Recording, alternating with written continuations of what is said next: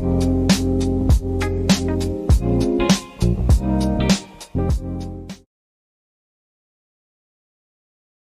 everyone. I'm presenting a multimodal vertical federated learning pipeline for classifying birds versus drones. Today, this project will demonstrate how to build a high-performance VFL model and, crucially, how to analyze its inherent privacy vulnerabilities. Let me just share the notebook with you all. Here we go. We begin by importing our key libraries, TensorFlow, scikit-learn, and pandas, and setting random seeds for the reproducibility and across the environment to ensure all results are reproducible. Next, we will define all our hyperparameters in this VFL config class. This includes the model architecture, which uses EfficientNet B0 for images and MLP for tabular data, and key training parameters like the learning rates and number of epochs. We're also enabling attention mechanism on the server.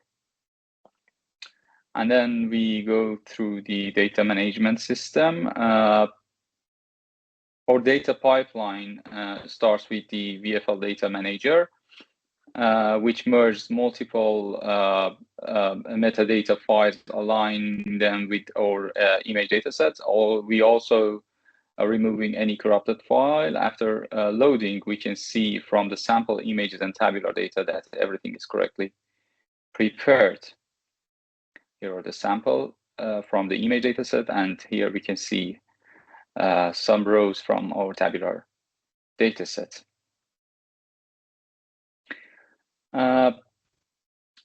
We then process the tabular data using standard scaler for numerical features and one-hot encoder for categorical ones. Finally, we perform a startify split to ensure the class balanced between birds and drone is preserved across our training, validation, and test sets, and as confirmed by the distribution charts here.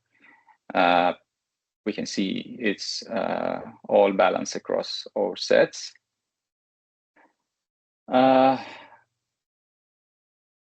First, our VFL architecture has three core components.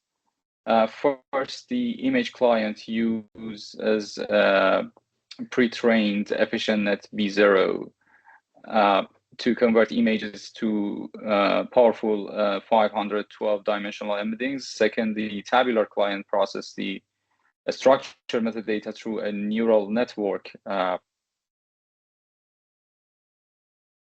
an MLP actually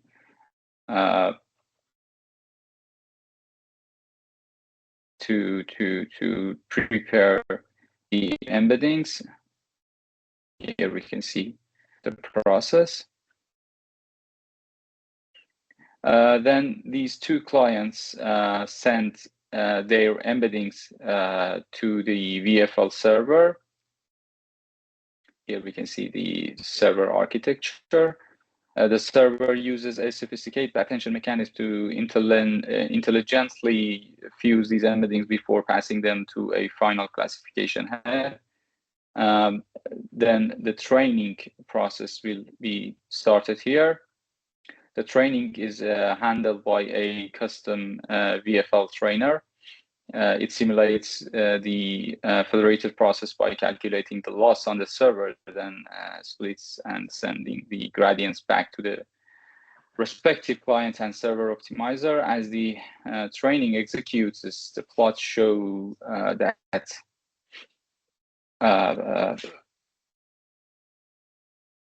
our model converges nicely with both loss and accuracy, accuracy increasing and loss decreasing over the rounds.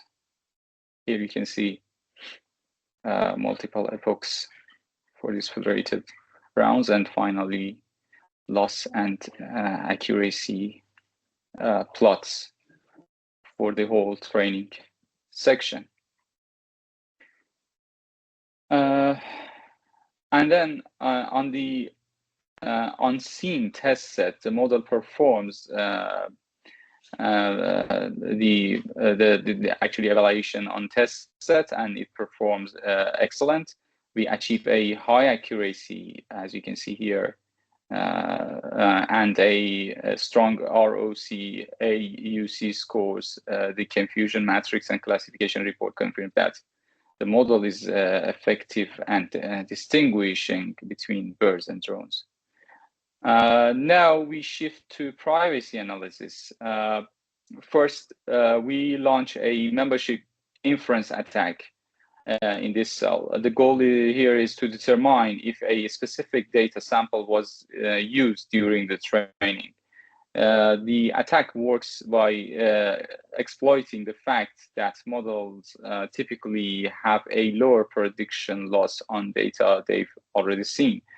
The loss distribution plot clearly shows this vulnerability. As a result, our attack model achieves a success rate significantly higher than 50%, as you can see here in this chart, which is the random baseline, but it achieved actually nearly 80%. Confirming a privacy leakage. Next, we perform the attribute inference attack.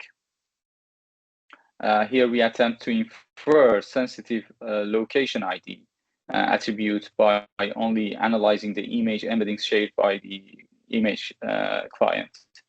The results are definitive. The attack predicts the correct location, as you can see at the bottom plots here. The correct location at a rate for exceeding the 25% random baseline. It proves that sensitive attributes can be exposed from the intermediate data shared during federated learning.